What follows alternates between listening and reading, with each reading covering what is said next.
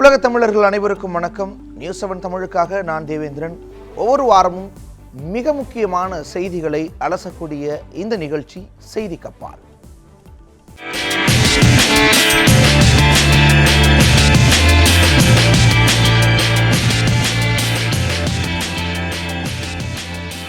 செய்தி கப்பால் நிகழ்ச்சியில் செய்திகளை அலசுவதற்கு ஒரு சிறப்பு விருந்தினர் இருப்பார். இந்த வாரம் சிறப்பு விருந்தினர் உங்களுக்கு நிச்சயம் பரிச்சயமானவர், திராவிட இயக்க மூத்தோர்களுள் ஒருவர், சுபவி ஐயா அவர்கள். வணக்கம் ஐயா. செய்தி கப்பால் நிகழ்ச்சியில் பல செக்மெண்ட் இருக்கும். அதில் அந்த வாரத்தினுடைய மிக முக்கியமான செய்திகளை பார்க்கக்கூடிய இந்த செக்மெண்ட், இந்த வாரத்தில் நிகழ்ந்த எவ்வளவோ செய்திகள் இருக்கும். அதில் ரொம்ப முக்கியமான 3 செய்திகளை நிர்வாகம் ஆசிரியர் குழு தேர்வு செஞ்சிருக்கு. அந்த 3 செய்திகளையும் வழங்கக்கூடிய இந்த செக்மெண்ட் டாப் 3 நியூஸ்.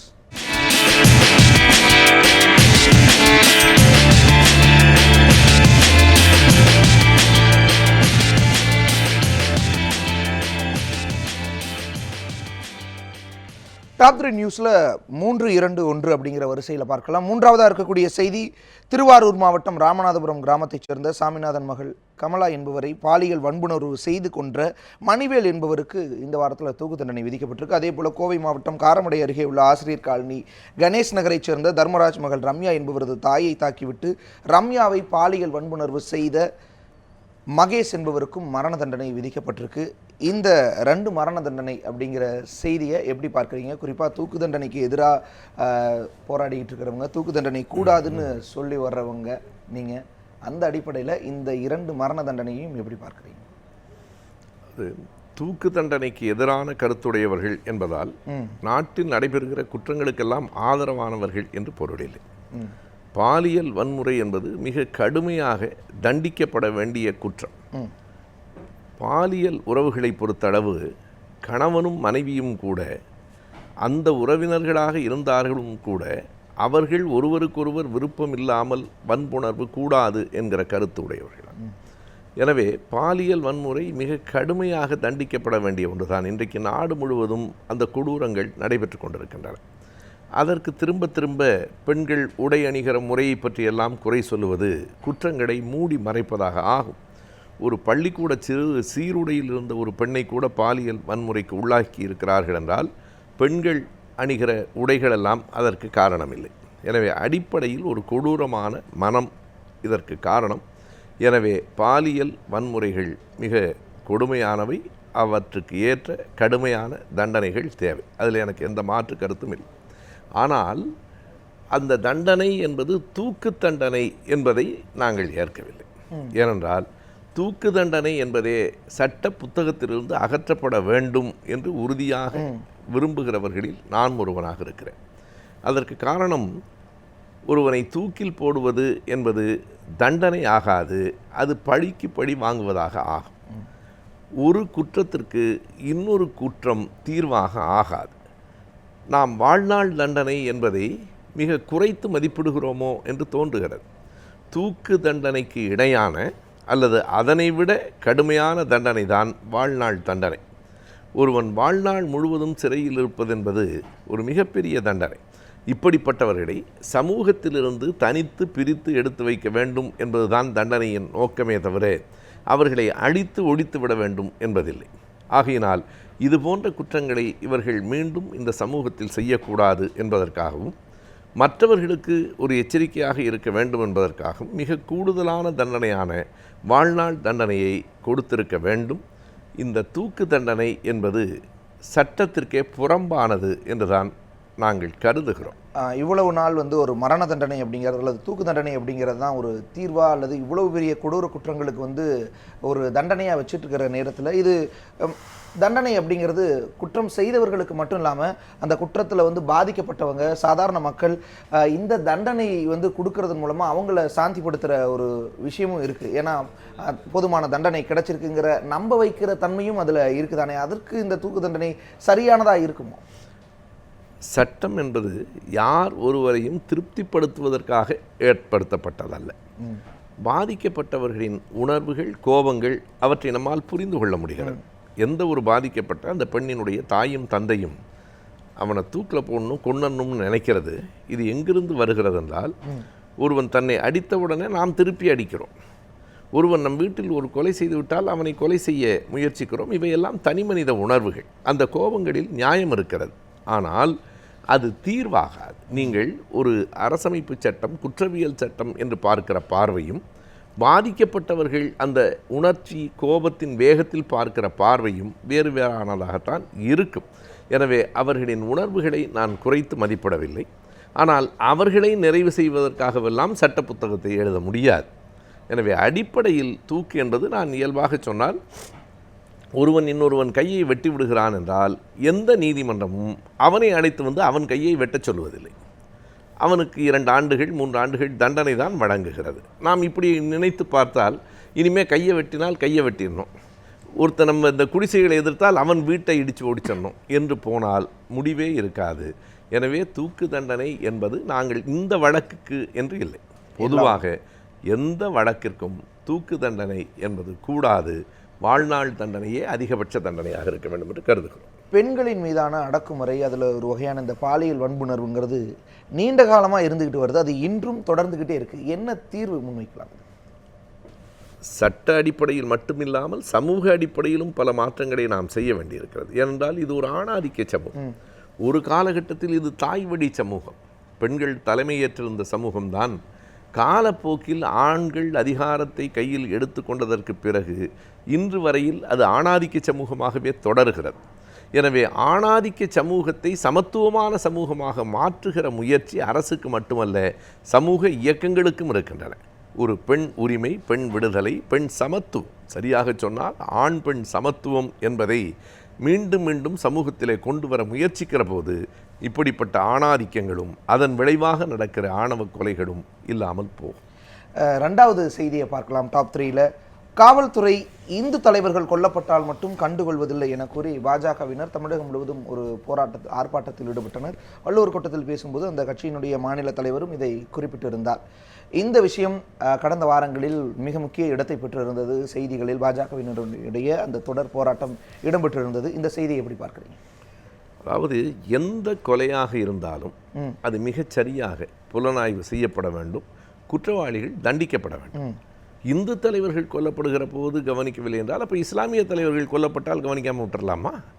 அதாவது எந்த ஒன்றையும் மதம் சார்ந்து பார்க்கிற பார்வை. கொல்லப்பட்டவன் அடிப்படையில் மனிதன். அது கொல்லப்பட்டதற்கான காரணம் என்ன? அது தனிப்பட்ட காரணமா, அரசியல் காரணமா, கொன்றவர்கள் யார்? எந்த காரணமாக இருந்தாலும் கொலை வன்முறை என்பதை நாம் ஒரு நாளும் ஏற்க முடியாது. எனவே எல்லா கொலைகளும் புலனாய்வு செய்யப்பட வேண்டும். இந்து தலைவர்கள் மட்டுமில்லை, திராவிட முன்னேற்றக் கழகத்தினுடைய மாவட்ட செயலாளர் KN நேரு அவர்களினுடைய தம்பி ராமஜெயம் கொல்லப்பட்டு எத்தனை ஆண்டுகள் ஆகின்றன? ஏன் இன்னமும் புலனாய்வில் எந்த முடிவும் வரவில்லை? அவர் இந்து தலைவர் என்பதற்காகவா? எனவே கொல்லப்படுகிறவர்கள் இஸ்லாமியர்கள் கொல்லப்பட்ட போது அவர்கள் கொல்லப்பட்ட வழக்குகள் அனைத்தும் ஆய்வு முடிந்து தண்டனை வழங்கப்பட்டு விட்டதா? அதில் இன்னமும் மீதம் இருக்கிற வழக்குகள் இல்லையா? எனவே நீதிமன்றம் என்பது பல்வேறு வழக்குகளை காவல்துறை இன்னமும் புலனாய்வு செய்யாமல் இருக்கிறது. அதற்கு வெறும் காவல்துறையை மட்டும் நாம் குறை சொல்ல முடியாது. அவர்களை கேட்டால் அவர்கள் தங்களுக்கு இருக்கிற குறையை சொல்லுவார்கள். நாம் என்ன சொல்ல வேண்டுமென்றால், எந்த கொலையும் முதலில் தடுக்கப்பட வேண்டும். அதுதான் முதலில். பிறகு மீறி கொலைகள் நடக்கிற போது அது மிகச் சரியாக புலனாய்வு செய்யப்பட்டு குற்றவாளிகள் தண்டிக்கப்பட்டால்தான் அச்சம் இருக்கு. இந்த விஷயத்தில் இன்னொரு விஷயத்தை குறிப்பிட்டிருந்தாங்க. என்னென்னா, உள்ளாட்சி தேர்தல் நடைபெற இருக்குது. அதில் சிறுபான்மையினரினுடைய வாக்குகளை வாங்கணும் அப்படிங்கிறதுக்காக வேண்டுமென்றே காவல்துறையை நடவடிக்கை எடுக்க விடாமல் பண்ணுறாங்க, அல்லது அதை தாமதப்படுத்துகிறாங்க அப்படிங்கிற ஒரு குற்றச்சாட்டும் அப்பொழுது முன்வைக்கப்பட்டது. இது காவல்துறையின் மீதான குற்றச்சாட்டு அல்ல. இப்படி குற்றம் சாட்டினால் அது அரசின் மீதான குற்றச்சாட்டு. அப்படியானால் இன்றைக்கு இருக்கிற சட்டம் ஒழுங்கு மாநில அரசினுடைய பட்டியலில் வருகிறது. எனவே தமிழக அரசு சிறுபான்மையினரினுடைய வாக்குகளை மட்டும் பெற வேண்டும் என்று கருதினால் பெரும்பான்மையினரினுடைய, பெரும்பான்மை சாதியினரினுடைய வாக்குகள் தேவையில்லையா? இன்றைக்கு இருக்கிற அரசு அப்படி ஒன்றும் சிறுபான்மையினருக்கான ஆதரவாக நடந்து கொள்ளவும் இல்லை. எனவே அந்த குற்றச்சாட்டே மேலும் மேலும் அந்த தீவிரத்தை கூட்டுவதற்காக இவர்கள் சொல்லுகிற ஒரு பொய்யான போலியான குற்றச்சாட்டை தவிர வேண்டுமானால் இப்படி சொல்லலாம், தமிழகத்திலே சட்டம் ஒழுங்கு என்பதே சரியாக இல்லை என்று சொன்னால் அது ஒரு பொதுவான அரசின் மீதான குற்றச்சாட்டு. இந்து தலைவர்களின் கொலையை கண்டுகொள்ளவில்லை என்பது எந்த ஆதாரமும் மற்ற குற்றச்சாட்டு. என்னுடைய நினைவில் இந்த ஜனவரியில் இதே மாதிரியான ஒரு ஆர்ப்பாட்டத்தை நடத்திய போது அப்பொழுது வைக்கப்பட்ட முழக்கம் என்பது இஸ்லாமிய மதத்தை சார்ந்தவர்கள் கொல்லப்பட்டால் 3 லட்சம் ரூபாய் நிவாரணம் கிடைக்கிறது. ஆனால் கிட்டத்தட்ட 129 இந்து தலைவர்கள் கொல்லப்பட்ட போதும் இதுவரையும் எந்த நடவடிக்கையும் எடுக்கவில்லை என்று இந்த ஜனவரியில் நடந்த ஆர்ப்பாட்டத்தின் போது இதே மாதிரியான ஒரு முழக்கத்தில் வைக்கப்பட்டது. இந்த விஷயத்தை இதை பொத்தாம் பொதுவாக இல்லாமல் புள்ளி விவரத்தோடு அவர்களை சொல்லுங்கள். 129 இந்து தலைவர்கள் யார் யார்? முதலில் 129 பேர் இந்து தலைவர்கள் கொல்லப்பட்டிருக்கிறார்கள் என்கிற புள்ளி விவரமே சரியானதில்லை. அந்த புள்ளி விவரமே அடிப்படையில் தவறு. எனவே அடிப்படையிலேயே தவறான ஒரு புள்ளி விவரத்தை வைத்துக்கொண்டு 129 இந்து தலைவர்கள் எத்தனை ஆண்டுகளில் கொல்லப்பட்டிருக்கிறார்கள், அவர்கள் யார் யார், பட்டியலை வெளியிடச் சொல்லுங்கள். நேரடியாக அந்த குற்றச்சாட்டை குறித்து சொன்னால் விவாதிப்பதில் பொருள் உண்டு. பொத்தாம் பொதுவாக போகிற போது இறந்து போகிற எல்லோரும் இந்துக்கள் தான் என்கிற கணக்கை வைத்துக் கொண்டு சொன்னால் இதற்கெல்லாம் நாம் விடை சொல்ல முடியும். கோவை துடியலூரில் நடந்த தாக்குதலின் போது கிட்டத்தட்ட ஒரு 5000 இளைஞர்கள் அங்கு திரண்டதாக சொல்லப்பட்டது. நம் காட்சிகள்லையும் பார்க்க முடிஞ்சது, நிறைய இளைஞர்கள் திரண்டிருந்தாங்க. இவ்வளவு இளைஞர்கள் அங்கே திரள்றது அப்படிங்கிறது இங்கு பாஜகவினுடைய அரசியல் அல்லது இந்துத்துவ அரசியல் வலுப்பட்டு இருக்கிறதா பார்க்கலாமா? அதாவது சில குறிப்பிட்ட பகுதிகளில் பாரதிய ஜனதா கட்சி தன்னுடைய மதம் சார்ந்த இந்துத்துவ அரசியலை கொண்டு போகிறது. அது எங்கெல்லாம் ஓரளவுக்கு வலுப்பெறுகிறது என்பதை நாம் கவனிக்க வேண்டும். இதற்குள்ளே ஒரு அரசியல் இருக்கிறது. பெரும்பாலும் எல்லையோரத்து மாவட்டங்கள், நீங்கள் ஓசூர் என்று எடுத்துக்கொண்டாலும் கோவை என்று எடுத்துக்கொண்டாலும் ஒரு அடுத்த மாநிலத்தினுடைய எல்லையோரத்து மாவட்டங்கள், அல்லது எந்த இடங்களில் சிறுபான்மையினர் கொஞ்சம் கூடுதலாக இருக்கிறார்களோ அந்த இடங்களில் இவர்கள் அரசியலை கொண்டு போகிறார்கள். நம்முடைய தமிழகத்தை பொறுத்தளவு இஸ்லாமியர்களும் இந்துக்கள் என்று சொல்லப்படுகிறவர்களும் மாமன் மச்சான் என்கிற உறவோடும் அன்போடும் வாழ்ந்த சமூகம் தமிழ் சமூகம். அது 1981 மண்டைக்காடு நிகழ்வுக்கு பிறகே மெல்ல மெல்ல குலைக்கப்பட்டு முழுமையாக அந்த உறவு சீர்குலைக்கப்பட வேண்டும் என்பதும், இஸ்லாமியர்களை காட்டி காட்டி அவர்களை தங்கள் பகையிலக்காக காட்டி அவர்களை சொல்லியே இங்கே இருக்கிறவர்களை அச்சுறுத்துகிற ஒரு அரசியல் இங்கே நடந்து கொண்டிருக்கிறது. அந்த அரசியலுக்கு உணர்ச்சி வயப்படுகிற சில இளைஞர்கள் பலியாகி இருக்கக்கூடும். ஆனால் 5000 பேர் கூடினார்கள் என்றால் 5000 பேர் கூடி என்ன செய்தார்கள் என்பதை நீங்கள் கவனிக்க வேண்டும். அவர்களே என்ன சொல்கிறார்கள்? கடைகளை உடைத்தவர்கள், கடைகளை உடைத்து பொருள்களை எடுத்துக்கொண்டு போனவர்கள் சமூக விரோதிகள் என்கிறார்கள். அவர்களையும் சேர்த்துத்தான் நீங்கள் சொல்லுகிற 5000 கணக்கு வருகிறது. அப்படியானால் அந்த கடைகளை உடைத்தவர்களும் எங்கள் கட்சிக்காரர்கள் தான் என்று சொல்லுங்கள். அவர்கள் சமூக விரோதிகள் என்றால் அவர்கள் ஒரு 3000 பேரை கழித்து விடலாமா என்று கேளுங்கள். எனவே இந்த கணக்கு எல்லாமே அவர்கள் ஒரு பக்கத்திலே மொத்த கணக்கு காட்டுவதற்காக எண்ணிக்கையை கூட்டுவதும், பிறகு கடைகளை உடைத்து பொருள்களை அள்ளி கொண்டு போனவர்கள் யார் என்று கேட்டால் அவர்களுக்கும் எங்களுக்கும் தொடர்பில்லை என்று சொல்லுவதும் இது அவர்களினுடைய இயல்பாக இருக்கிறது. நமக்கு இருக்கிற கவலை, எந்த ஒரு கட்சியும் வலிமை பெறுவதும் பெறாமல் இருப்பதும் அவரவர்களினுடைய உழைப்பு திட்டத்தை பொறுத்தது. ஆனால் அந்த கட்சி தொடர்ந்து தாங்கள் வலிமை பெற்றுவிட்டதை போல ஒரு தோற்றத்தை தருகிறது. மிஸ்டு கால் மூலமாக அவர்கள் பல லட்சம் பேரை உறுப்பினராக சேர்த்ததாக சொன்னார்கள். தேர்தலில் அவர்களே கூட வாக்களிக்கவில்லை. ஒரு நண்பர் தான் சொன்னார், சொந்த காலில் இருக்கிறவர்களே தோற்றம். ஆமாம், சொந்த காலில் நிற்கிறவர்களே தமிழ்நாட்டில் பெரிய அரசியலை செய்ய முடியவில்லை, மிஸ்டு காலில் நிற்கிறவர்கள் எவ்வளவு காலம் செய்வார்கள் என்பது ஒரு கேள்வி. டாப் 3 நியூஸில் முதலாவதாக இருக்கக்கூடிய செய்தி, இந்த வாரத்தில் நிகழ்ந்த மிக முக்கியமான சம்பவம், இந்தியா பாகிஸ்தானுக்குள்ளே இருக்கிற தீவிரவாத முகாம்களில் தாக்குதல் நடத்தி தீவிரவாதிகளை கொன்னதாக சொல்லுது. இந்திய இராணுவ வீரர்கள் அதில் உயிரிழந்ததாகவும் பாகிஸ்தான் இராணுவ வீரர்கள் அதில் கொல்லப்பட்டிருக்கிறதாகவும் பாகிஸ்தான் தரப்பிலிருந்து தெரிவிக்கப்பட்டிருக்கு. இதையடுத்து எல்லை பகுதிகளில் தாக்குதல்கள் அதிகரிச்சிருக்கு. குறிப்பாக பதான்கோட் இந்த மாதிரியான ஏரியாக்களில் தாக்குதல்கள் அதிகரிச்சிருக்கு. எல்லைப்பகுதி கிராமங்கள்லேருந்து மக்கள் உடைமைகளை விட்டு வெளியேற வேண்டிய ஒரு சூழல் ஏற்பட்டிருக்கு. இந்த செய்தியை ஐயா எப்படி பார்க்குறீங்க? இன்றைக்கு இந்தியா பாகிஸ்தான் போர் மூண்டு விடுமோ என்கிற ஒரு பதற்றம் மக்களிடத்திலும் ஊடகங்கள் வழியாகவும் பரவி கொண்டிருக்கிறது என்பது உண்மைதான். சில நேரங்களில் மிக சில நேரங்களில் போர் தவிர்க்க இயலாததாக இருக்கலாம். ஆனால் இயன்ற வரையில் போர்களை தவிர்ப்பதே உலகத்திற்கு நல்லது, எல்லா நாடுகளுக்கும் நல்லது. அண்டை நாடுகளுக்கு இடையில் எல்லை பிரச்சனையில் ஒரு உரசல்கள் இருந்து கொண்டுதான் இருக்கும், அது இயற்கையானது கூட. ஆனாலும் கூட போரை தவிர்ப்பதே மக்களின் நலன் கருதிய செய்தி. இந்த நாட்டு மக்கள், அந்த நாட்டு மக்கள், எல்லா மக்களையும் சேர்த்தே நான் சொல்லுகிறேன். யூரியிலே பாகிஸ்தான் இராணுவம் தாக்குதல் நடத்தி நம்முடைய 18 போர் வீரர்களை தாக்கியது என்பது மிக அத்துமீறிய செயல். அந்த செயலுக்கான பதில் அடி கொடுத்தது என்பதில் பிழை இல்லை. ஆனால் இது தொடர வேண்டியதில்லை. மீண்டும் மீண்டும் திரும்ப தாக்குதல்கள் நடைபெற்று இது போர் என்கிற இடத்திற்கு சேர்ந்துவிடக்கூடாது என்று விரும்புகிறவன் நான். அதே நேரத்திலே இன்னொன்றை நான் பல ஊடகங்களிலும் சொன்னதைப் போல இங்கேயும் நான் சுட்டிக்காட்ட விரும்புகிறேன்.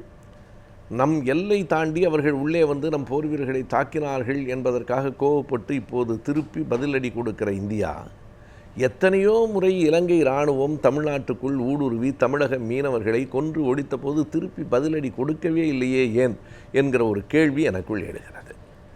நான் அப்போதும் சொன்னேன், இப்போதும் சொல்லுகிறேன், இலங்கை மீது போர் தொடுக்க வேண்டும் என்று நாம் சொல்லவில்லை. மீனவர்கள் கொல்லப்படுவதை தடுத்திருக்க வேண்டுமா வேண்டாமா? ஒரு எச்சரிக்கை கூட கொடுக்காத இந்தியா இன்றைக்கு பாகிஸ்தான் என்கிற போது மட்டும் திரும்ப பதிலடி கொடுக்கிறது என்பதிலும் என்ன ஒரு வெளியுறவு கொள்கை இந்தியாவினுடையது என்கிற கேள்வி எனக்கு வருகிறது. எப்படி இருந்தாலும் அடிப்படையில் நான் சொல்லுகிற செய்தி என்பது போரை தவிர்ப்பதற்கான முயற்சிகள் தான் இங்கே செய்யப்பட வேண்டும். எப்போதும் இங்கே போர் என்று வந்தால் உடனே ஒரு தேசபக்தி என்கிற பெயரில் 2 தேசங்களிலும் இந்தியாவை வீழ்த்தி விட வேண்டும், பாகிஸ்தானை வீழ்த்தி விட வேண்டும் என்கிற ஒரு உணர்ச்சி ஊட்டல்கள் மிகுதியாகி அது போரில் முடியும். போரின் இறுதியில் வெற்றி தோல்வி என்பதெல்லாம் வெற்று வார்த்தைகள். 2 நாடுகளும் பொருளாதாரத்தில் சமூக முன்னேற்றங்களில் தோல்வி அடையும் என்பதுதான் இயற்கை. நாம் பாகிஸ்தானோடு ஒரு பெரிய போர் நடத்தி வங்கதேசத்தை மீட்டோம். வங்கதேசம் இறுதியில் எந்த நிலை எடுத்தது? இன்றைக்கு வங்கதேசம் சார்க் மாநாடுகள் இன்றைக்கு நாடுகளினுடைய நிலை வேறாக இருக்கலாம். ஆனால் பொதுவாக வங்கதேசம் எல்லா நேரங்களிலும் இந்தியாவுக்கு ஆதரவாக இருந்ததா? ஆகையினால் போரினால் பெரும் பலன் ஒன்றுமில்லை. ஒரு மிகப்பெரிய 2ஆம் உலகப் போர் நடைபெற்று ஜெர்மனி 2ஆக பிரிக்கப்பட்டு நடுவில் ஒரு சுவர் கட்டப்பட்டது. இன்றைக்கு அந்த சுவர், பெர்லின் சுவர் இடிக்கப்பட்டது என்பது தானே வரலாறு. அந்த இடிக்கப்பட்டது பெர்லின் சுவர் மட்டும் இல்லை, போர் என்கிற அந்த வேட்கை இடிக்கப்பட்டிருக்கிறது. போருக்கு எதிரான ஒரு உணர்வு இன்றைக்கு உலகம் முழுவதும் இருக்கிற ஜனநாயக மக்களிடையே எழுந்திருக்கிறது. வியட்நாமிய யுத்தத்தை வெறும் வியட்நாம் மக்களும் உலக மக்களும் மட்டும் எதிர்க்கவில்லை, ஜனநாயகமும் மனிதநேயமும் கொண்ட அமெரிக்கர்களும் சேர்ந்தே எதிர்த்தார்கள். எனவே நாம் போரை எதிர்க்கிறோம். போர் வரக்கூடாது என்பதே என்னுடைய விருப்பம். இந்த விஷயத்தில் இன்னொரு கேள்வியும் எழுது. நீங்கள் குறிப்பிட்டது போலவே அந்த வங்கதேச போருக்கு பிறகு பாஜக ஆட்சியில் இருக்கும் காலகட்டத்தில் மட்டுமே இந்த மாதிரியான போர் சூழலோ அல்லது போரோ ஏற்பட்டு கொண்டிருக்க, உதாரணத்திற்கு கார்கில், அதன் பிறகு தற்பொழுது எழுந்திருக்கக்கூடிய இந்த நிலை, இதை எப்படி பார்க்கலாம்? நீங்கள் சொல்லுவது சரி. 1999 அந்த கார்கில் யுத்தம் நடைபெற்றது. பிறகு மீண்டும் அந்த சிக்கல்கள் வந்தன. 2001 அதுவும் பாரதிய ஜனதா கட்சி காலத்திலே தான் நாடாளுமன்றம் டிசம்பரிலே தாக்கப்பட்டது. அதாவது அமெரிக்காவில் இரட்டை கோபுரங்கள் தாக்கப்பட்ட 2 மாதங்களில். பிறகு மீண்டும் நீங்கள் எண்ணி பார்த்தால் 2008 நவம்பர், அது அப்போது காங்கிரஸ் கட்சியினுடைய ஆட்சி. அப்போது மும்பையிலே ஒரு மிகப்பெரிய கலவரத்தை, துப்பாக்கி சூடுகளை அந்த பாகிஸ்தான் தீவிரவாதிகள் நடத்தினார்கள். மீண்டும் இன்றைக்கு ஒரு போர் என்கிற சூழல் வந்திருக்கிறது. ஆனால் அதே நேரத்தில் பாரதிய ஜனதா கட்சி மட்டும் என்று சொல்ல முடியாது. முன்னால் நடந்த பாகிஸ்தான் யுத்தம், சீன யுத்தம் ஆகியவைகளிலே காங்கிரஸ் கட்சியினுடைய ஆட்சி தான் இருந்தது. சீன யுத்தத்தில் நாம் பல பகுதிகளை இழந்தோம் என்பது மறுக்க முடியாத உண்மை. மீண்டும் மீண்டும் மறைக்கலாம், அதுதான் உண்மை. பாகிஸ்தான் போரில் மிகப்பெரிய வெற்றி பெற்றோம் என்று நாம் சொல்லுகிறோம். ஆனாலும் அப்போதும் பல்வேறு விதமான சமூக பொருளாதார இழப்புகள் நம் நாட்டிற்கும் இருந்தன. எனவே நாட்டு பக்தி, தேசபக்தி உடையவர்கள் போர் வேண்டாம் என்று தான் கருத வேண்டும். நம் அடுத்த செக்மெண்ட்டுக்குள்ள போகலாம். டாப் 3 நியூஸை கடந்து அடுத்த செக்மெண்ட் அப்படிங்கிறது இந்த வாரத்தில் நிகழ்ந்த ரொம்ப முக்கியமான செய்திகளை எல்லாம் பார்க்கறது டாப் 3. ஆனால் அதே நேரத்தில் மிக முக்கியமான செய்தியாக இருக்கும், ஆனால் அதை நம்ம எளிதாக கடந்திருப்போம் அல்லது அது பெரிய அளவில் பேசப்பட்டிருக்காது. அப்படியான செய்தியை பார்க்கக்கூடிய இந்த பகுதி காணாமல் போன செய்தி.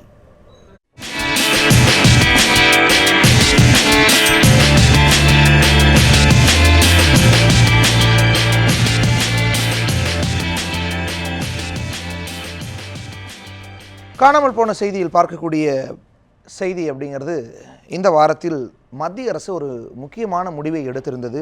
அது தமிழ்நாடு, கேரளா உள்ளிட்ட மாநிலங்களுக்கான உணவு மானியத்தை குறைப்பதற்கான நடவடிக்கை. இந்த செய்தியை எப்படி பார்க்குறீங்க? இந்த செய்தி பொதுவாக மனிதர்கள் தான் காணாமல் போவார்கள். செய்திகளும் காணாமல் போகின்றன என்பது ஒரு வருத்தத்திற்குரியது. அதுவும் இந்த செய்தி காணாமல் போயிருப்பது தமிழக மக்கள் எந்த செய்தியில் கூடுதல் கவனம் செலுத்த வேண்டுமோ அதில் செலுத்தவில்லை என்பதைத்தான் முதலில் சுட்டி காட்டுகிறது. என்னை பொறுத்தளவு நீங்கள் இந்த டாப் 3 என்று சொல்கிறீர்கள் இல்லையா, அந்த முதன்மையான 3 செய்திகளில் முதலில் இடம்பெற்றிருக்க வேண்டிய செய்தி இதுதான் என்று நான் கருதுகிறேன். எப்போதும் பரபரப்பானவைகளுக்குத்தான் கூடுதலாக விளம்பரங்கள் கிடைக்கின்றன. இதுதான் கூடுதலாக மக்களிடம் போய் சேர்ந்திருக்க வேண்டிய, எதிர்ப்பை காட்டியிருக்க வேண்டிய செய்தி இதுதான்.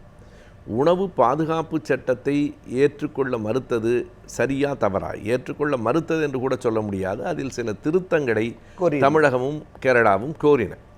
அது சரியா தவறா என்கிற விவாதத்திற்குள் நான் போகவில்லை. அது எப்படி இருந்தாலும் அதை ஏற்க மறுக்கிற காரணத்திற்காக 2 மாநிலங்களின் மீது ஒரு பெரிய பொருளாதார யுத்தத்தை தொடுப்பது என்ன நியாயம் என்று கேட்கிறேன். நான் இந்த சொல்லை கவனமாகத்தான் பயன்படுத்துகிறேன்.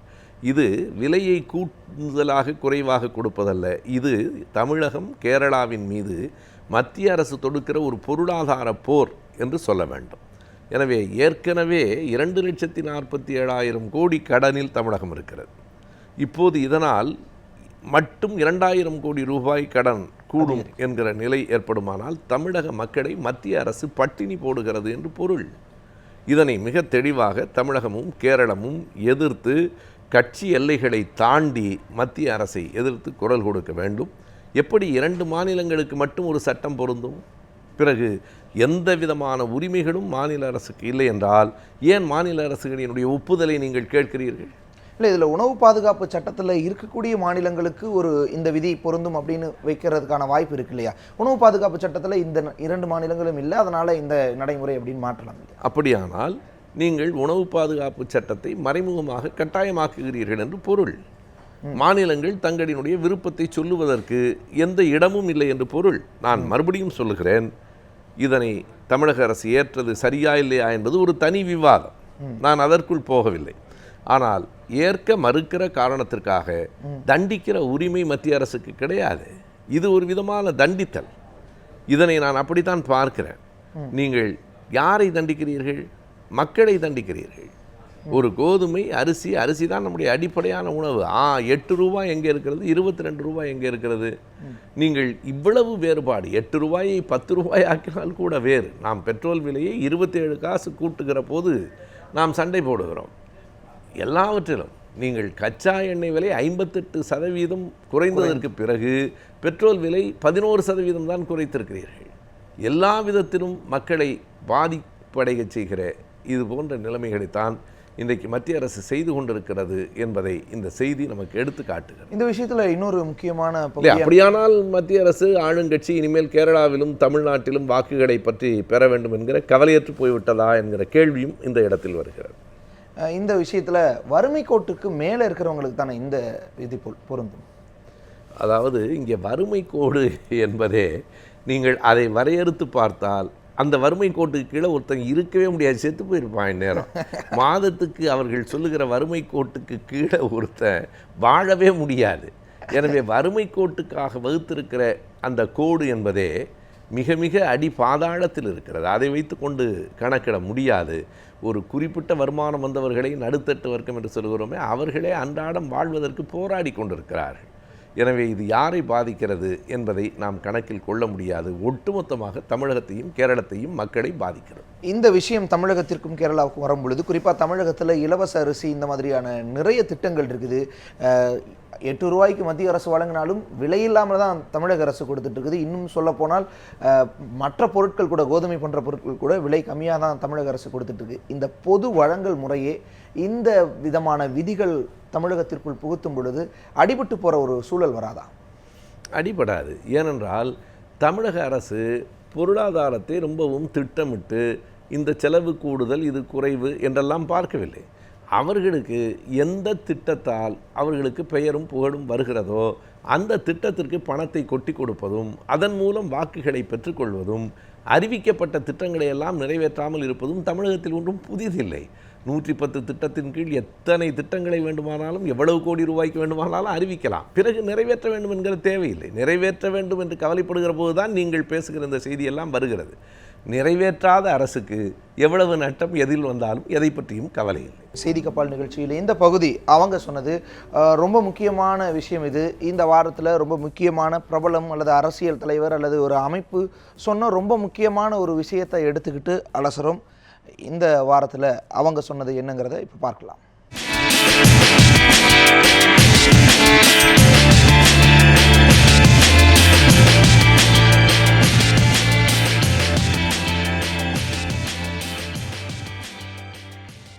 அவங்க சொன்னதில் இந்த முறை சொல்கிறது பாட்னா உயர்நீதிமன்றம் ரொம்ப முக்கியமான ஒரு விஷயத்தை இந்த வாரத்தில் அவங்க அறிவிச்சிருந்தாங்க. ஒரு வழக்கில் பீகார் அரசு கொண்டு வந்த அந்த மதுவிலக்கு சட்டம் சட்டவிரோதமானது அப்படிங்கிற ஒரு விஷயத்தை பதிவு செஞ்சுருக்காங்க. இதன் மூலமாக அங்கே மதுவிலக்கு முடிவுக்கு வர ஒரு சூழல் ஏற்பட்டிருக்கு. இந்த விஷயத்தை எப்படி பார்க்கலாங்க? பாட்னா உயர்நீதிமன்றத்தினுடைய அந்த தீர்ப்பு ஒட்டுமொத்தமாக மதுவிலக்குக்கு எதிரானது என்று சொல்ல முடியாது. நாம் இன்னமும் அந்த முழுமையான தீர்ப்பை படித்ததற்கு பிறகுதான் அதன் உட்பொருளை உள்வாங்கிக் கொள்ள முடியும் என்றாலும் தமிழ் ஆங்கில ஏடுகளில் வந்திருக்கிற அந்த செய்தியை வைத்து கொண்டு பார்க்கிற போது அந்த உயர்நீதிமன்றம் என்ன சொல்கிறது என்றால், பொதுவான அரசமைப்பு சட்டத்தினுடைய 19 அதனுடைய உட்பிரிவு 4க்கு இப்போது வந்திருக்கிற திருத்தம் முரணாக இருக்கிறது. இட் இஸ் கான்ட்ரடிக்டரி டு 1904 என்று தான் சொல்லியிருக்கிறார். இப்போ நம்ம படிக்கணும், அந்த வழக்கறிஞர்களை கேட்க வேண்டும். அந்த 19(4) என்கிற அந்த பிரிவு சொல்லுவதற்கும் இந்த புதிய சட்டமும் முரண்படுகிறது என்று சொல்கிறது. எனவே இது வெறும் சட்ட சிக்கல். அப்படி முரண்படுகிறது என்றால் முரண்படாமல் புதிய சட்ட திருத்தம் எப்படி கொண்டு வரப்பட வேண்டும் என்பதை அவர்கள் சிந்திக்க வேண்டும். அல்லது இந்த தீர்ப்பு பிழையானது என்று உச்சநீதிமன்றத்துக்கு போக வேண்டும். இப்போது அவர்கள் உச்சநீதிமன்ற மேல்முறையீட்டுக்கு போவதாக செய்திகள் கூறுகின்றன. அதே நேரத்தில் பாட்னா உயர்நீதிமன்றம் தீர்ப்பு சொன்ன அதே நாளில் உச்சநீதிமன்றம் இதே மதுவிலக்கு தொடர்பாக இன்னொரு தீர்ப்பை சொல்லியிருக்கிறது. நாடு முழுவதும் மதுவிலக்கு கொண்டு வருவதை தடுப்பதற்கான உரிமை அல்லது கொண்டு வர சொல்லுகிற உரிமை உச்சநீதிமன்றத்திற்கு கிடையாது. இதை மக்களால் தேர்ந்தெடுக்கப்பட்ட நாடாளுமன்றம் தான் முடிவு செய்ய வேண்டும் என்று சொல்லுகிறது. ஆனால் அதுலேயே அதே தீர்ப்பில் இன்னொரு விஷயம், ரெட் ஒயின் நல்லது அல்லது குறைவாக குடிக்கிறது ஆரோக்கியம் தான் அப்படின்னு நிறைய ஆய்வுகள் சொல்கிறதா உச்சநீதிமன்றம் சொல்லியிருந்தது. இந்த குடிக்க தொடங்கியதற்கு பிறகு குறைவு நிறைவுங்கிற சொல்லுக்கெல்லாம் ஏதாவது பொருள் இருக்கா? உச்சநீதிமன்றம் சொல்லியிருந்தது இல்லை. அதற்கெல்லாம் அதாவது நீங்கள் ஒருத்தனை குடிப்பது குடிக்காமல் இருப்பது என்கிற 2 தானே தவிர இந்த குறைவாக குடிக்கிறதுங்கிறது இருப்பாருங்க. இந்த குறைவுங்கிற அளவு ஒவ்வொருவருக்கும் வேறுபடும். அளவு யாருக்கு எது குறைவு எது நிறைவு. அதாவது இது ரெட் ஒயின் நல்லது மருத்துவர்கள் சொல்லுகிறார். மருத்துவர்கள் தேவைப்பட்டால் கொடுக்கட்டும்னு நான் சொல்கிறேன். நீங்கள் மருத்துவர்கள் தேவைப்பட்டால் தேவையான அளவு அந்த மருந்தில் கலந்து கொடுப்பது என்பது வேறு. இப்போ கூட நாம் எல்லோரும் உட்கொள்ளுகிற மருந்துகளில் சில மது வகைகள் இருக்கலாம். அது மருத்துவம் சார்ந்தது. இதையெல்லாம் சாக்காக வைத்துக்கொண்டு நான் நேற்றைக்கு கூட ஒரு ஊடகத்தில் சொன்னேன், மது அருந்தினால்தான் கவிதை வருகிறது. கவிதையே வேண்டாம், எனக்கு வேண்டாம்ப்பா கவிதை. மது விலக்கு கொண்டு வரணும் அப்படின்னு விரும்பக்கூடியவர் கண்டிப்பாக. அதில் ஒன்று, அதாவது அதில் இருக்கிற நடைமுறை சிக்கல்களையெல்லாம் நான் புரிந்திருக்கிறேன். அதுக்குள்ளே ஒரு பொருளாதார பிரச்சனை இருக்குது, சமூக பிரச்சனை இருக்குது, சட்ட பிரச்சனை இருக்குது. ஆனால் ஒரு தனி மனிதனாக என்னை கேட்டால் மது என்பது எந்த விதத்தில் மனிதனுக்கு உதவுகிறது? ஒரு சின்ன விஷயம், ஒரு சின்ன சந்தேகம். மாட்டுக்கறிக்கு தடை வரணும் அப்படின்னு ஒரு போராட்டம் நடந்தப்ப அதற்கு இங்கே கடுமையாக திராவிட இயக்கங்கள் எதிர்ப்பு தெரிவித்தாங்க. உணவே வழங்கினாங்க, மாட்டுக்கறி உணவே. ஆனால் அதே நேரத்தில் மதுவையும் ஒரு உணவுப் பொருள்னு சொல்கிறவங்கள்கிட்ட உங்களுடைய பதில் என்னவா இருக்கும்? அதாவது கள்ளுக்கும் பிற மது வகைகளுக்கும் வேறுபாடு இருக்கு. நீங்க கள், நான் அடிப்படையில் உடல் நலம் சார்ந்தும் சமூக நலம் சார்ந்தும் தான் நான் பேசுறேன். நீங்க எனக்கு தனிப்பட்ட முறையில் ஒருவருக்கு அந்த குடிப்பழக்கம் இருக்கிறதா இல்லையா என்பதை நான் கணக்கில் எடுத்துக்கொள்ளவில்லை. குடிப்பழக்கம் இல்லாதவர்களெல்லாம் மிகவும் ஒழுக்கமானவர்கள் என்றும் குடிப்பழக்கம் இருக்கிறவர்கள் ஒரு ஒழுக்கம் அற்றவர்கள் என்றும் நான் சொல்லலை. பழக்கத்திற்கும் குணத்துக்கும் வேறுபாடு உண்டு என்பதை நான் அறிவேன். எவ்வளவோ குடிக்கிறவங்களில் நல்லவன் இருக்கிறான், குடிக்காத கெட்டவன் நாட்டில் போதுமான அளவுக்கு இருக்கிறான். நான் அப்படியெல்லாம் பார்க்கல. ஆனால் ஒரு உடல் நலம், குடும்ப நலம், சமூக நலம், இவைகளுக்கான கேடு, இதற்குத்தான் மது பெரும்பான்மையாக வழிவகுக்கிறது. நீங்கள் உடல் நலத்துக்கு உகந்தது என்றால் அது மருத்துவம் சார்ந்து மருத்துவர்களின் பரிந்துரையின்படி அவர்கள் எடுத்துக்கொள்ளட்டும். அதை தவிர அதையெல்லாம் ஒரு காரணமாக காட்டி மது அருந்துவது, நீங்கள் பெரும்பாலும் பாருங்கள், எல்லாரும் உடம்பு சரியில்லாதவனா மது அருந்திட்டு இருக்கிறான். உடம்பு சரியாக இருக்கிறவன் தான் மது அருந்தி உடம்பை சரியில்லாமல் ஆய்க்கிறானே தவிர எல்லா மருத்துவமனையிலையும் ஆளுக்கு ஒரு டம்ளர் மருந்து குடிச்சிக்கிட்டு இருக்கிறான்னா என்ன? இவை எல்லாம் பொய்யான சாக்குகள். இவற்றை நான் ஏற்கவே இல்லை. மது அருந்தாமல் புகை பிடிக்காமல் இருக்கிற சமூகம்தான் இளைய தலைமுறை வர வேண்டும். இளைய தலைமுறையை அழிச்சிட்டு இருக்கிறோம். மது விலக்கை கொண்டு வந்தவர்கள் யார், அது எதற்கு, இந்த விவாதத்துக்குள்ளே போனீங்கன்னா அதற்கு நானும் தயாராக இருக்கிறேன், அது வேறு. ஆனால் நான் தனி மனிதனாக சொல்கிறேன், நான் மதுவுக்கு புகைக்கு எதிரான. வரவேற்கிறேன். இந்த பகுதியை இங்கே நிறைவு செய்யலாம். இன்னும் ஒரு ரொம்ப முக்கியமான பகுதி, அது உங்களுக்கான பகுதி. ஒவ்வொரு வாரமும் விருந்தினர் என்ன விஷயங்களை பேச முனைகிறார், என்ன விஷயங்களை அவர் சொல்ல விரும்புகிறார் அப்படிங்கிற விஷயத்தை கேட்கக்கூடிய இந்த பகுதி விருந்தினர் சாய்ஸ்.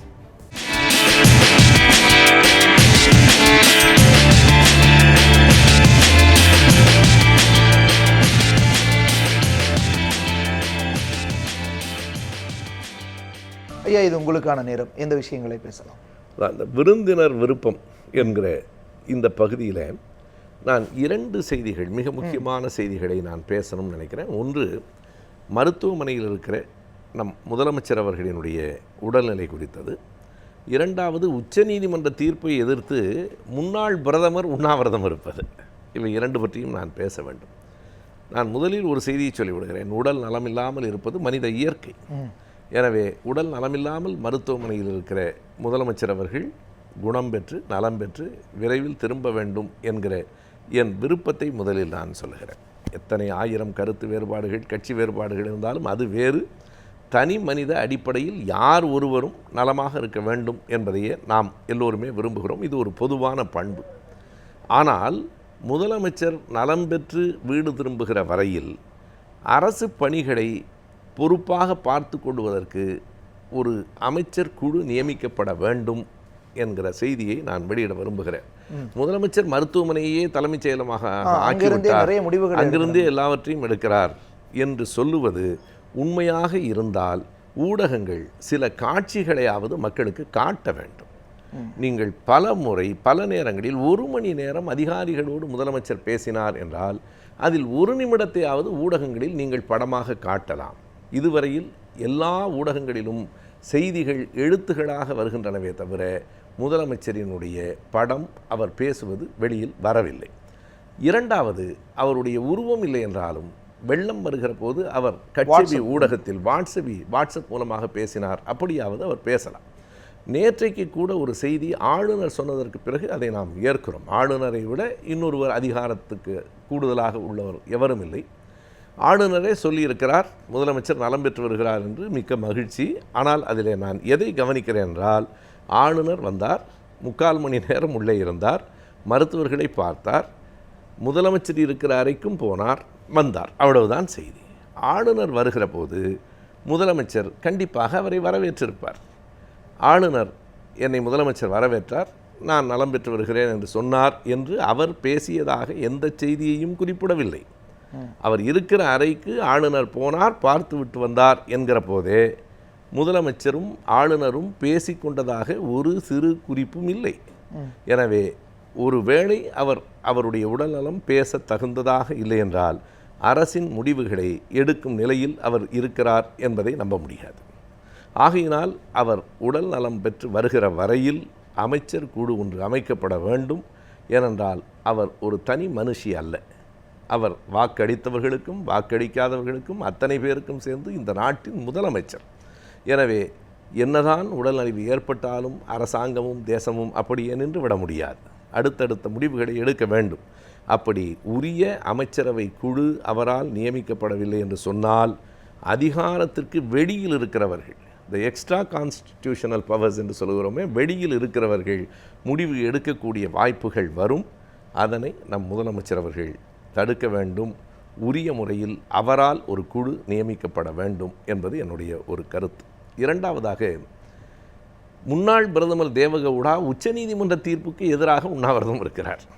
உச்சநீதிமன்ற தீர்ப்பை விமர்சிக்கவோ எதிர்க்கவோ கூடாது என்று நான் சொல்லவில்லை. ஆனால் அவர் உச்சநீதிமன்றத்துக்கு எதிராக மட்டுமல்ல, அடிப்படை நியாயத்துக்கு எதிராக உண்ணாவிரதம் இருக்கிறார். ஒருவர் பிரதமராக இருந்தார், அவர் வெறும் கன்னடத்துக்காரர் என்று மட்டும் நாம் பார்க்க முடியாது. அவர் இந்தியாவுக்கே பிரதமராக இருந்தவர். அடிப்படை நியாயத்தை பார்க்க வேண்டாமா? நீங்கள் தண்ணீர் கொடுப்பதும் கொடுக்காமல் இருப்பதும் வேறு. ஆனால் தண்ணீர் கொடு என்று கேட்பதே குற்றம் என்று கருதுகிற ஒரு மனநிலையை கன்னட மக்களிடம் அவர்கள் வளர்த்து கொண்டிருக்கிறார்களே, அது நியாயம்தானா? இப்போது அங்கே ஒரு போட்டி நடக்கிறது. காங்கிரஸ், பிஜேபி, தேவகவுடாவினுடைய ஐக்கிய ஜனதாதளம் கட்சி, மதச்சார்பற்ற ஜனதாதளம் கட்சி, இவர்கள் 3 பேருக்குள் இந்த பந்தயத்தில் யார் முந்துவது என்பது. அந்த பந்தயத்தில் முந்துவதற்காக ஒரு உண்ணாவிரதத்தை முன்னாள் பிரதமர் செய்யக்கூடாது. நான் அடிப்படையில் இன்னொரு செய்தியை சொல்லுகிறேன். ஆற்று நீரை தொடர்ந்து தடுத்து வைத்துக் கொண்டிருப்பது எதிர்காலத்தில் இயற்கைக்கு எதிரானதாக முடியும்.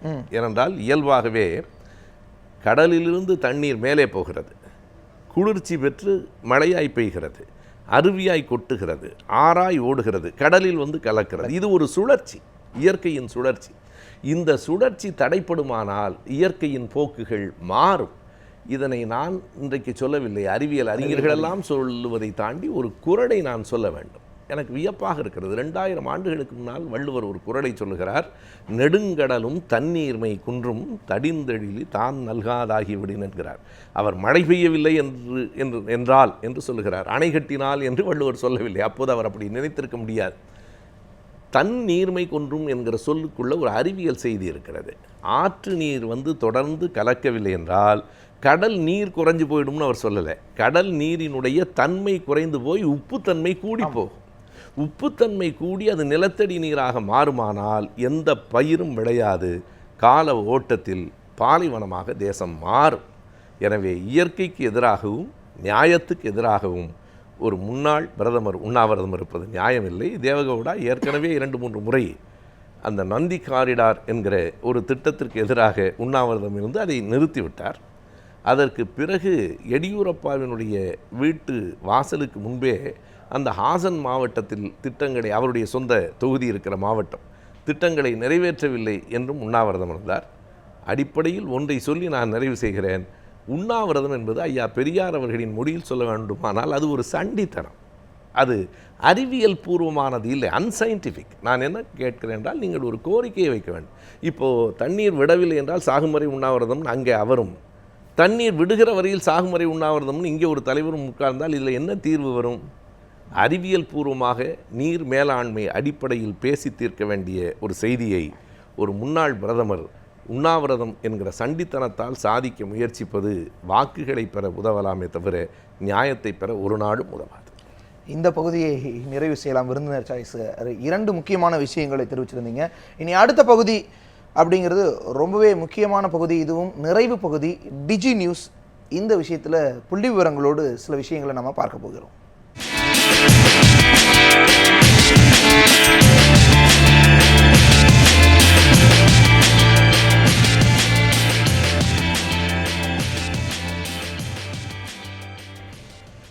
டிஜி நியூஸில் நம்ம பார்க்கக்கூடிய விஷயம் அப்படிங்கிறது இந்தியாவினுடைய பலம், இந்தியாவினுடைய இராணுவ பலம் என்ன அப்படிங்கிறது குறித்து. காரணம், இந்த கடந்த வாரங்களில் இந்தியாவினுடைய இராணுவம் எடுத்துக்கொண்டிருந்த நடவடிக்கைகளின் அடிப்படையில் இந்தியாவினுடைய பலம் என்ன அப்படிங்கிறது பார்க்கலாம். இந்தியாவினுடைய பலத்துக்கு முன்னாடி எப்போவுமே இந்தியாவுக்கு ரொம்ப ரைவலாக சொல்லப்படுற அல்லது இந்தியாவினுடைய மிகப்பெரிய போட்டியாக கருதப்படுற சீனாவினுடைய ஆயுத பலம், இராணுவ பலம் என்னன்னு பார்க்கலாம். 23 லட்சம் வீரர்கள் சீனாவினுடைய இராணுவ வீரர்களாக உள்ளனர். உலகிலேயே மிகப்பெரிய தொகை எண்ணிக்கையில், மக்கள் தொகை எண்ணிக்கையில் மிகப்பெரிய இராணுவமாக சீனா இருக்கிறது. இந்தியாவை பொறுத்தளவு 13 லட்சம் இராணுவ வீரர்கள் இந்தியாவினுடைய சார்பில் எல்லைகளில் நிறுத்தப்பட்டிருக்கிறார்கள். இந்தியாவினுடைய இராணுவ வீரர்களாக 13 லட்சம் பேர் இருக்கிறாங்க. இந்தியாவினுடைய மற்றொரு எதிரியாக சொல்லப்பட்டு இருக்கக்கூடிய நாடு பாகிஸ்தான். பல போர்கள் இந்த நாடோடு நாம் கண்டிருக்கோம். பாகிஸ்தானினுடைய இராணுவ வீரர்கள் ஏறத்தாழ 5.5 மில்லியன்லேருந்து 6 மில்லியன் வரைக்கும், அதாவது 6 லட்சம் வீரர்கள் வரைக்கும் பாகிஸ்தானினுடைய இராணுவ வீரர்களாக இருக்காங்க. பாகிஸ்தானினுடைய இராணுவ வீரர்களை தவிர்த்து இந்தியாவினுடைய இராணுவ வீரர்களை தவிர்த்து இந்தியாவில் மேலும் பல்வேறு படைப்பிரிவுகள் இருக்குது. குறிப்பாக ரிசர்வில் வைக்கப்பட்டிருக்கக்கூடிய படை வீரர்களினுடைய எண்ணிக்கை 12 லட்சமாக சொல்லப்படுது. இந்த எண்ணிக்கை போலவே இன்னொரு முக்கியமான விஷயம், ரிசர்வ் படையை தாண்டி இன்னும் நிறைய படைகள் இருக்குது. குறிப்பாக அதெல்லாம் பார்க்கறதுக்கு முன்னாடி சீனாவினுடைய ரிசர்வ் படை அப்படிங்கிறது 5 லட்சம் இராணுவ வீரர்கள். அங்கே 23 லட்சம் இராணுவ வீரர்கள் இல்லாமல் ரிசர்வ்லையும் கிட்டத்தட்ட 5 லட்சம் இராணுவ வீரர்கள் இருக்காங்க. அதை தாண்டி பாகிஸ்தான்லேயும் இதே போல் ரிசர்வ் படை வீரர்கள் இருக்காங்க. அவங்க கிட்டத்தட்ட 3 லட்சம் இராணுவ வீரர்களாக இருக்காங்க. இந்தியாவோட ஒப்பீட்டளவில் பாகிஸ்தான் சிறிய அளவிலான இராணுவம் தான். ஆனால் சீனா மிகப்பெரிய அளவிலான இராணுவம். எல்லை பிரச்சனை அப்படிங்கிறது பாகிஸ்தானோடு மட்டும் இல்லை, நமக்கு சீனாவோடும் இருந்துட்டு இருக்கு.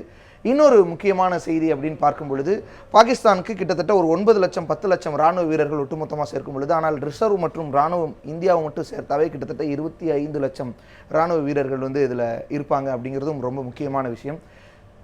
அடுத்த விஷயம், துணை இராணுவப்படை உள்நாட்டுக்குள் இருக்கக்கூடிய நம்முடைய நிலைகளை, உள்நாட்டு பிரச்சனைகளை சமாளிக்கக்கூடிய துணை இராணுவப்படை பிரிவினர் எவ்வளவு பேர் அப்படின்னா கிட்டத்தட்ட 14 லட்சம் பேர் இந்தியாவினுடைய துணை இராணுவப்படை வீரர்களாக இருக்கிறாங்க.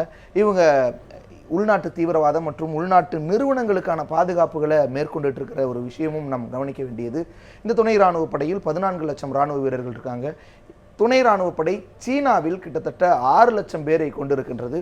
சீனாவினுடைய உள்நாட்டு பிரச்சனை, சீனாவினுடைய குறிப்பாக அந்த நாட்டினுடைய உள்நாட்டில் இருக்கக்கூடிய சில கலவரங்கள், சில தன்னாட்சி கோரக்கூடிய தீவிரவாதிகளுக்கு எதிராக போரிடக்கூடியவர்கள் அப்படிங்கிறது 6 லட்சம் பேராக இருக்கிறாங்க.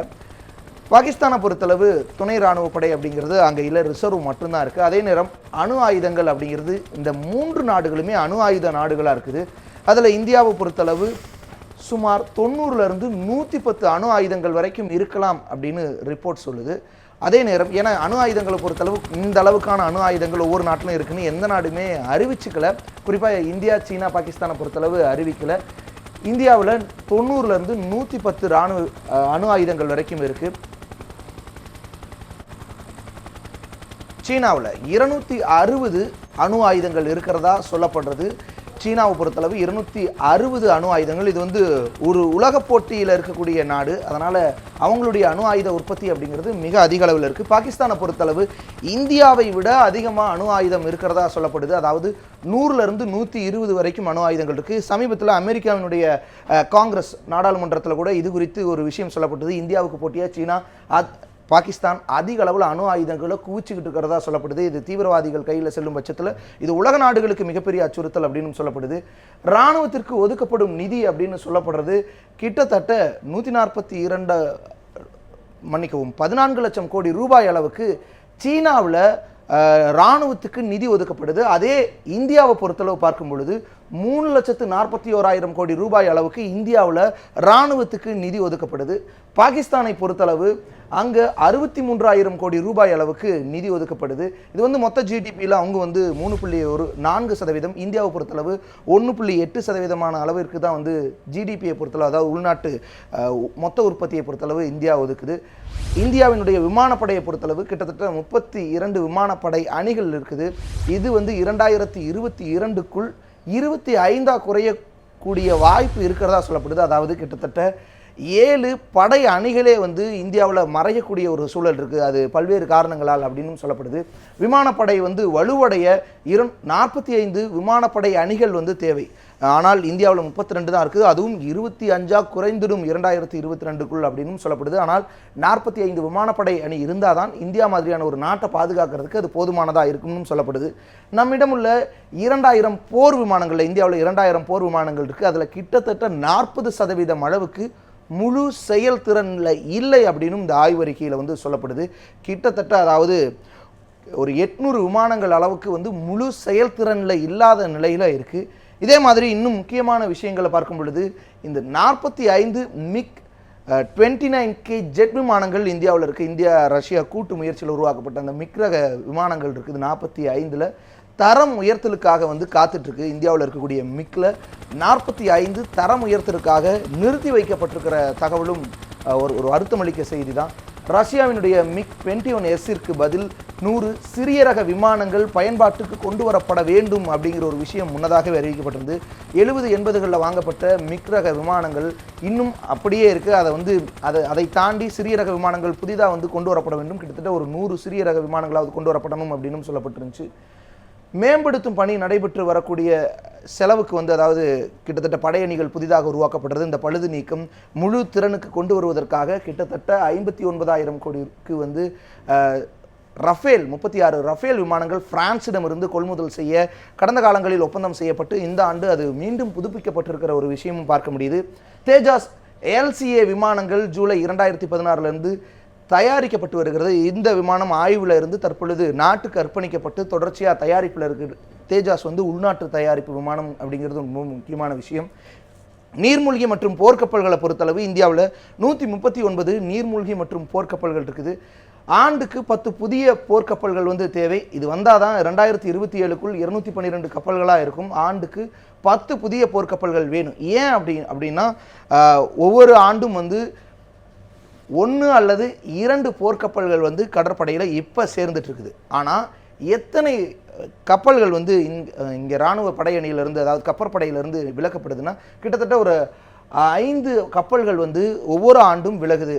போதுமான வசதிகள் இல்லாமல் அதனுடைய பயன்பாட்டு காலம் முடிந்து கிட்டத்தட்ட ஒரு 5 கப்பல்கள் விலகுது. ஆனால் 1 அல்லது 2 கப்பல்கள் தான் சேருது.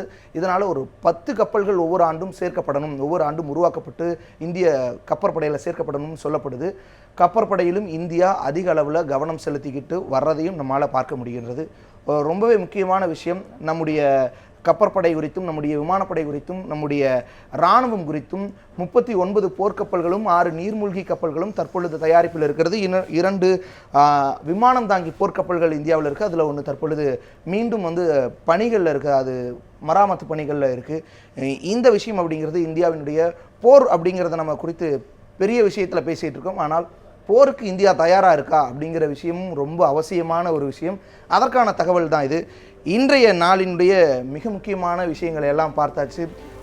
சொல்லப்போனால் ரொம்பவே முக்கியமான தகவல்களை எல்லாம் எங்களோட பகிர்ந்துக்கிட்டு இருந்தீங்க.